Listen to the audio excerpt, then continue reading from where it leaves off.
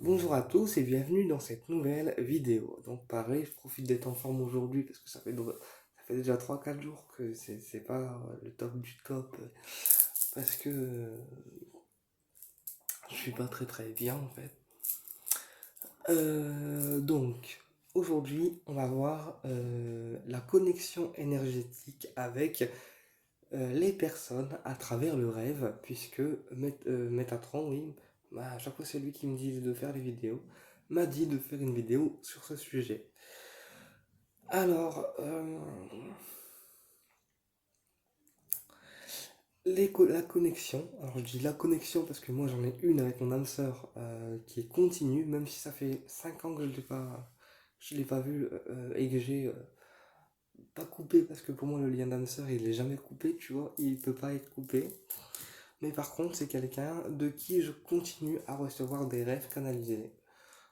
Pourquoi j'en sais rien. Et des fois je me demande encore pourquoi aujourd'hui. Donc pour moi, il y a une forme de connexion en rêve, il y a la connexion avec son âme sœur et la connexion avec les personnes qui vous entourent. Alors pourquoi on connecte les personnes dans nos rêves? Déjà parce que c'est des personnes qui sont dans notre aura, qu'on le veuille ou non, qu'elles soient éloignées, donc plus loin géographiquement, ou que ce soit des personnes avec lesquelles vous avez des fréquentations qui soient régulières et rapprochées, que ce soit en extérieur ou autre, forcément ils vont venir dans votre aura. Ce qui veut dire que quand vous allez être en contact avec eux, que ce soit par un écrit, par un message ou en face à face, vous allez canaliser l'aura de l'autre personne. Donc la bulle de protection de l'autre personne, et plus elle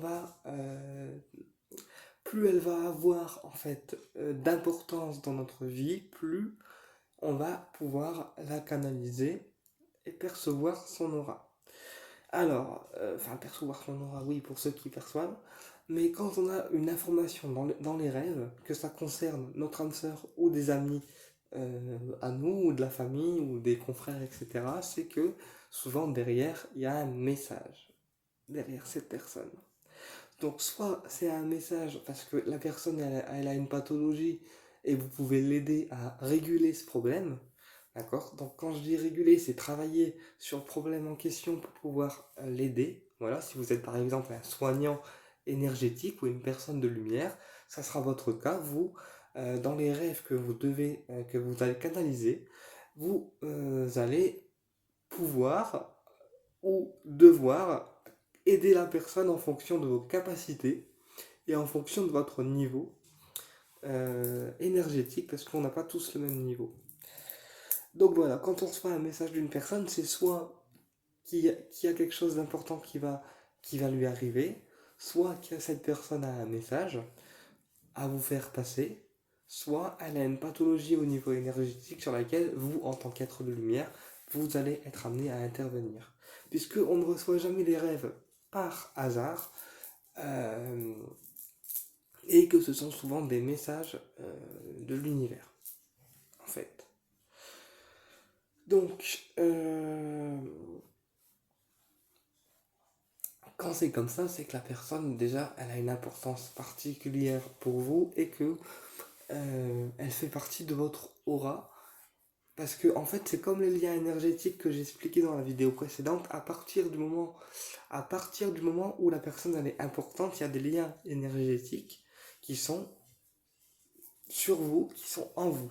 Donc, si c'est une personne qu'on aime, voilà, je prends l'exemple de l'âme sœur, si c'est une personne qu'on aime, les liens vont être roses, d'accord, puisque ça sera représenté par de l'amour, donc on aura des cordes qui vont être toutes fines et toutes roses, voilà. À l'inverse, si c'est des liens négatifs, ça sera des cordes noires qui vont vous entraver et vous empêcher de travailler, enfin vous empêcher de travailler et d'être bien en fait, d'être en pleine forme, parce que les liens énergétiques, c'est vraiment la première chose qui entrave une personne au niveau des corps. Voilà. Parce que quand c'est dans le dos, sur le ventre, partout, c'est pas top. Mais bref. Donc voilà. Plus ça va être des liens qui vont être dans la bienveillance, plus les cordes vont être représentées par des cordes roses ou carrément un voile rose qui va venir sur vous et qui représentera ce lien-là. Et dans le cas inverse, ça sera des choses, des cordes noires. Voilà. Mais toujours est-il que vous allez avoir un lien avec cette personne énergétiquement, qu'elle soit éloignée ou pas. Et c'est pour ça que dans le cas inverse, il faut faire un travail sur ces liens-là, parce que souvent les gens n'ont pas conscience que même si c'est une personne éloignée, un patron, un collègue de travail ou autre, si c'est une personne éloignée, etc., et qu'elle ne veut plus de, enfin, qu'elle ne veut plus de lien avec vous, ou que le lien il n'est pas pur, c'est important de les décrocher pour que vous, de votre côté, vous soyez libérés de ces liens-là. Après, le lien d'âme sœur, on n'en est jamais vraiment libre parce qu'on est censé être ensemble, mais encore une fois, il faut que l'autre personne le comprenne. Ça peut prendre des années, ça peut prendre dans certains cas une vie complète. Voilà, bon, après, c'est comme ça. Euh, mais voilà. Après, ouais, comme disait Guide, je parle en connaissance de cause. Mais après, voilà, ça dépend de l'éveil que chaque personne a. Et je vais vous expliquer quelque chose dans cette vidéo. Personnellement, mon âme sœur, moi, j'ai toujours reçu des rêves de sa part. C'est-à-dire que enfin, dans mon rêve, on est toujours ensemble et tout le temps en train de se parler. Tu vois, enfin, ou parfois d'essuyer des larmes parce qu'il y a des larmes qui coulent dans l'inconscient. Tu vois, alors quand il y a des larmes qui coulent dans un rêve, quand vous pleurez dans un rêve, c'est quelque part une libération émotionnelle qui se fait dans le rêve. Tu vois, c'est une libération émotionnelle que comme on n'a pas le courage ou l'énergie nécessaire pour la faire dans le physique, elle se fait dans le rêve. Je vous dis ça parce que moi, en fait, c'est ce qui m'est arrivé. J'ai fait une libération émotionnelle avec lui dans le rêve. Et en fait, dans mon rêve, il y a toujours un escalier entre lui et moi, et je suis toujours en train de lui courir après pour le rattraper, avec mon fauteuil, tu vois. Enfin, je dis mon fauteuil parce que je suis en fauteuil. Donc, dans mon rêve, en fait, il court, et moi, je le rattrape avec mon fauteuil, tant bien que mal, mais j'y arrive jamais. Et en fait, l'escalier, ça représente le fait que voilà, il veut pas se laisser attraper, il veut pas se laisser attraper, il veut pas, pour l'instant, il refuse ce lien-là. Et donc l'escalier et le fait qu'il monte en haut et que moi je lui cours après, ben, ça veut dire en fait, voilà, je monte et toi, ben, t'es derrière et je m'en fous. Tu vois, ça, c'est un peu comme ça. La signification, c'est un peu ça, dans le sens où il refuse le lien. Bref. Mais on va revenir aux personnes. On va revenir aux personnes de votre entourage.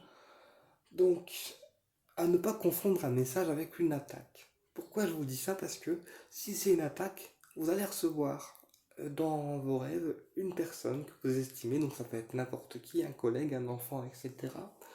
Ou peu importe qui. Et la personne, elle va dire des choses très incohérentes, tu vois, des choses qui ne lui appartiennent pas et qu'elle n'aurait pas eu en temps normal, qu'elle n'aurait pas verbalisé. Donc ça peut être des choses qui peuvent blesser l'âme, je vous le dis parce que moi ça m'est arrivé. Et en fait, quand on va ressortir du rêve, on va avoir l'impression de ne pas avoir reconnu la personne dans sa façon de vous parler, dans ce rêve canalisé. Et c'est ce qui va différencier un rêve profond d'une attaque. Parce que la personne, si c'est une attaque, elle vous le dira pas, elle vous parlera pas bien, elle vous dira des choses blessantes. Et là, c'est considéré comme une attaque.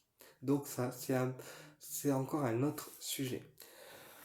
Euh, Voilà, mais pour les personnes qui ont un robinet spirituel très ouvert, ils vont canaliser des messages. Alors pas forcément tous les jours, mais surtout quand on est dans un sommeil profond.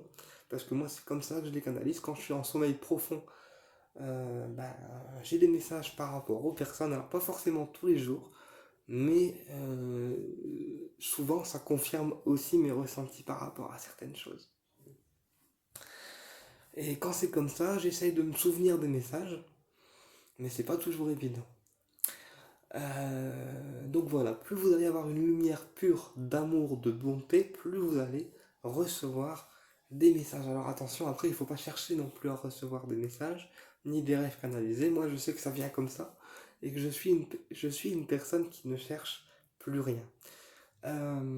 Après ça peut être un rêve tout simple, mais moi je sais que c'est des rêves canalisés. Après, le soir, j'ai toujours pour habitude de fermer le robinet. en fait, de dire maintenant c'est stop et je me repose. Mais parfois, ça m'empêche pas de recevoir des messages.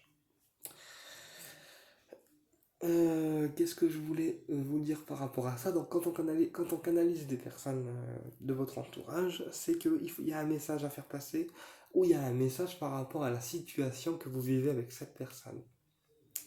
Je prends le cas d'une personne éloignée qu'on souhaite retrouver depuis très longtemps. Si vous recevez cette personne en rêve, eh bien, c'est sûrement que le moment est venu pour vous de la retrouver physiquement. Alors, peu importe que la situation soit facile ou non, mais c'est souvent le moment euh, pour vous de la retrouver en fait, ou de le retrouver. Dans ces cas-là, on peut très bien appeler l'archange Uriel par exemple, qui va aider à la réconciliation des personnes physiques. Pas désincarnées, mais plus physiques. Après, pour tout ce qui est désincarné, il faudra passer par un médium, un message médiumnique, voilà, pour avoir le message directement de l'âme qui est de l'autre côté. Ou alors utiliser le rayon rubis doré pour les personnes qui ont le rayon, mais voilà, appeler Uriel, ça va déjà faire un bon travail. Euh, donc voilà, ne cherchez pas à recevoir des rêves canalisés, ils viendront à vous, oui, par eux-mêmes en fait. C'est pas vous qui allez décider du jour au lendemain de recevoir des rêves, d'avoir des choses, voilà. Euh, la sélénite, elle aide beaucoup à ça en fait, au fait d'avoir des rêves prémonitoires et aussi au côté apaisement, puisque la sélénite, elle est vraiment connectée aux anges, donc tout ce qui va être bienfaiteur. Voilà, moi je sais que je la porte quand vraiment je suis pas bien ou quand j'ai besoin de la porter. Et comme elle n'a pas besoin de beaucoup de purification, quand je mets de l'encens et quand j'y pense, je la purifie un petit peu, mais c'est léger quoi en fait. Parce que la sélénite, elle ne se charge pas. C'est un peu comme le cristal de roche. Beaucoup de personnes pensent que c'est une pierre qui se charge, alors que c'est une pierre qui ne se charge pas. Il n'a donc pas besoin de purification plus que ça. Juste un petit passage sous l'eau froide, ou alors parfois de le faire tremper 3 4 heures si vraiment c'est une pièce dans l'environnement qui est très chargé, mais le cristal, il n'a pas besoin de plus de purification que ça. Étant donné que c'est une pierre qui met en lumière les choses au niveau des mal-être, etc. Et qui est un débloqueur énergétique. Donc le cristal, il débloque au niveau énergétique. Voilà pourquoi c'est une pierre qui, pour moi, n'a pas besoin de plus de purification que ça. Donc voilà, c'est tout ce que j'avais à vous dire par rapport aux rêves canalisés. Mais ils interviendront quand vous serez en sommeil profond. Voilà, pas en sommeil de 10 minutes, on se réveille, on repart, on se réveille. Non, ça sera quand on sera en sommeil très profond, que on réceptionnera les rêves canalisés. Eh bien écoutez, au plaisir de m'avoir écouté et je vous dis à très bientôt pour une prochaine vidéo.